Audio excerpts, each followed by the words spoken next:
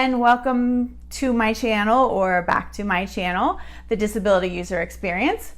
My name is Trish Downing and I'm happy to have you here so that I can share a little bit about my experiences as someone who has a disability and hopefully answer some questions that you might have, whether you're working in DE&I or if you're just wanting to learn a little bit more about the life of someone who experiences disability. So before I get started on some of the other videos that I wanted to create for this channel, I thought I would take you on a little journey of the genesis of the disability user experience, or as I like to refer to it, DUX, and how I came up with that concept and what it means to me. So UX. You're probably familiar with this acronym that stands for user experience, and it's typically used in conjunction with the creation of the experience of an end user of a business or maybe a website or a service. But how often do we actually think of an individual with a disability as an end user, not just of product or service, but of attitudes and barriers and a world that honestly isn't always inclusive? In my experience as a wheelchair user, the answer is not enough.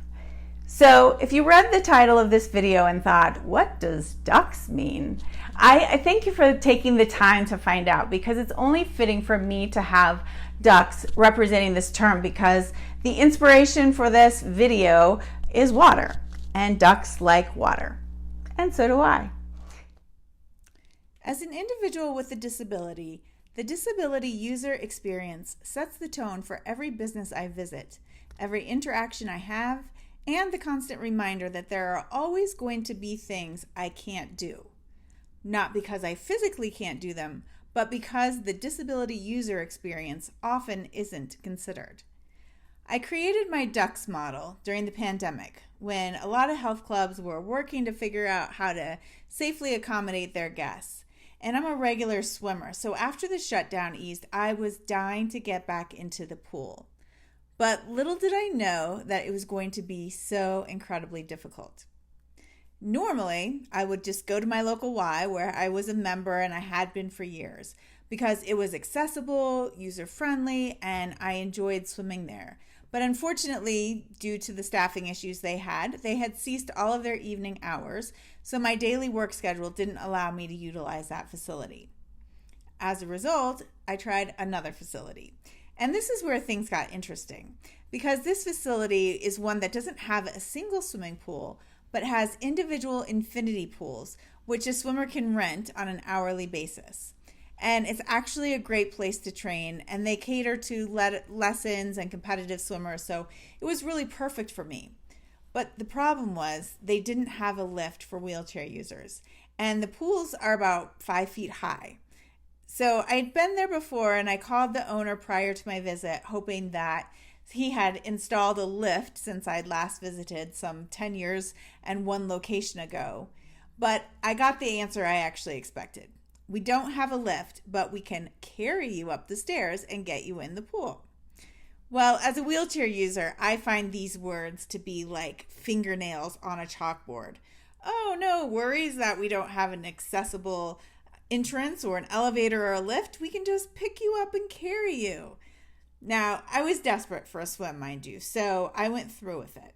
And I brought my husband each time that I went, and he and another member of the staff would pick me up and get me into the pool so I could do my workout. So while the offer was kind and I ultimately got in my swim, it was far from an accessible experience. I ended up going several times, and I even talked to the owner about getting a lift. And he said he would, but as the weeks passed and I kept getting the promise but no action, I finally gave up swimming there. I did continue to call every couple of weeks to find out if they had made any progress, but was not surprised when I was told they were still without a lift. Then I went to another pool, which was an outdoor pool at a rec center. And here the problem was a little bit different. They had a lift, but it was not permanently installed at the outdoor pool. So when my friend and I arrived at the pool, we were initially told by the young gentleman who was manning the entrance that there actually wasn't a lift for the outdoor pool. And my friend and I had actually remembered it differently because we'd been there together several years before, but we decided maybe it had been taken out. But since we were already there with our swim time reserved, she helped me get into the pool so that we could do our laps. Then near the end of our allotted swim time, a lifeguard came over and asked if we'd like the lift brought out to the pool. And my friend and I gave each other, surprised looks because we were initially told they didn't have one. But I said, yes, that would be wonderful. That was great. And as soon as I opened my mouth, though, the lifeguard looked immediately uncomfortable and said, well, we don't mind just lifting you out of the pool. Okay, I said slowly, but I thought you said you had a lift. Well, we do, she said, but it's an awful lot of work to get it set up. I was stunned and I needed a moment to process because I concluded that she was telling me that I was a burden for asking her to do something that is actually considered part of her job. So in the end, I talked them into getting the lift, but it took 3 lifeguards to set it up because no one appeared to have been properly trained to actually do it. And then they hovered over me, putting their hands all over me as I used the lift to get out of the pool and into my chair. This was not an experience in accessibility, nor one that provided a positive and respectful atmosphere. So after fuming all the way home after this incident, I decided it was time to figure out a way to share with people what I was experiencing and how it made me feel. In other words, if someone were to ask me, how can we do it better? I wanted to have an answer. And the way that it felt the most natural to me was to draw this diagram. The thing is, as far as I'm concerned, there are at least 3 things I look for when I visit a business. Number 1, has this business thought about customers with disabilities and made reasonable accommodations? Number 2, am I treated with respect when I visit? And number 3, does the staff understand how to be accommodating in their attitudes and etiquette? In my experience, very few businesses are good or even sort of good at all 3. Many of them cite being ADA compliant and think that's enough. But in reality, the ADA is about usability and the DUX is about making the experience smooth and painless for an individual with a disability. The kinds of interactions I talked about happen all the time.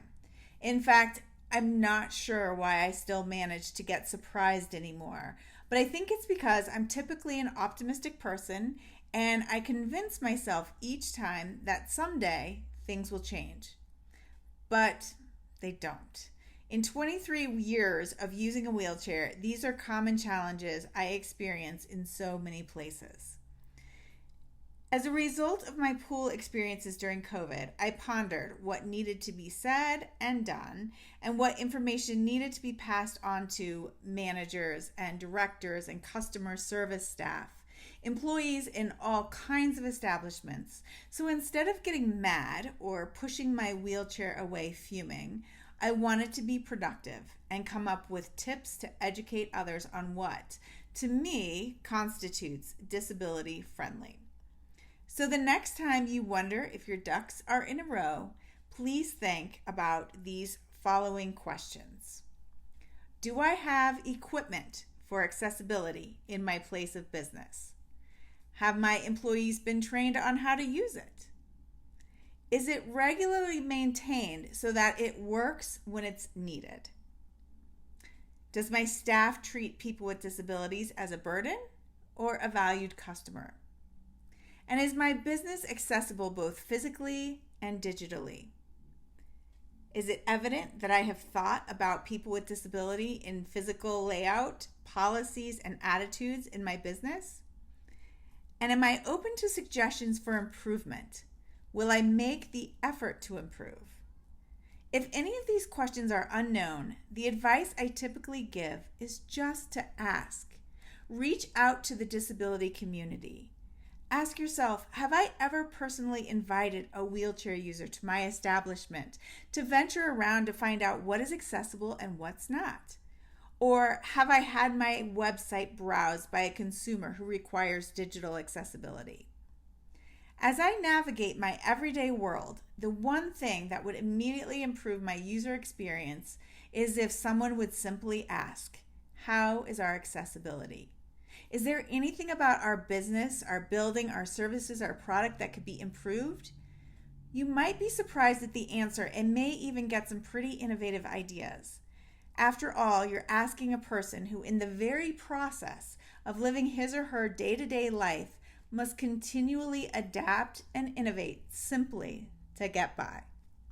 So I want to thank you for stopping by the Disability User Experience today. And if you enjoyed this video, please hit like and subscribe. And if you'd like a copy of my DUX model, just click the link below for access to the graphic. Thanks for visiting and see you on the next video.